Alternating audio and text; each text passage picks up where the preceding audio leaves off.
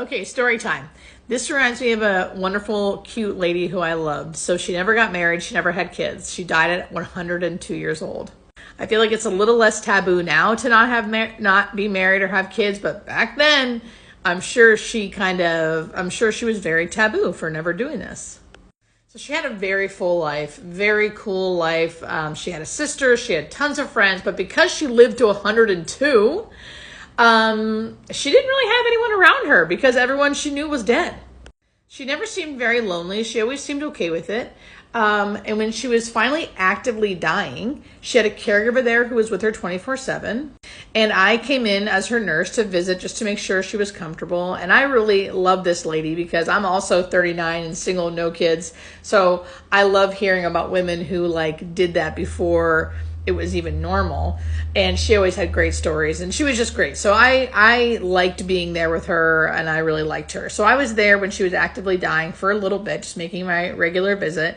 And me and the caregiver were talking about her and looking through her pictures and just talking about how wonderful she was. And she was mostly unresponsive at the time. But I did say to her, Maribel, we'll call her, were you ever married? Even though I knew the answer, I don't know why I asked. I can't remember. But she actually answered back and really matter of fact said no. And I said, well, have you ever been in love?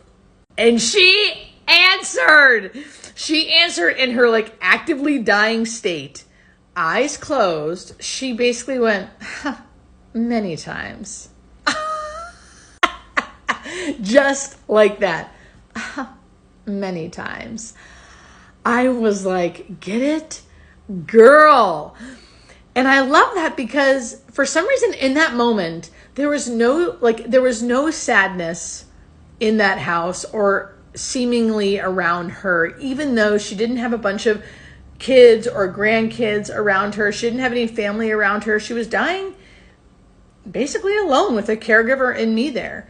But the way she answered that just reminded me that she's had a whole lifetime of love with siblings, with parents, with lovers who may not be alive now, but she just didn't seem sad. And that response was so great. She even had a little smirk on her face and a little attitude. And it just made me think, you know what? I think she's going to die soon, peacefully, and wake up and be around all these people that she's missed for a long time. And to me, it sounds like she didn't have any regrets and lived a really good life.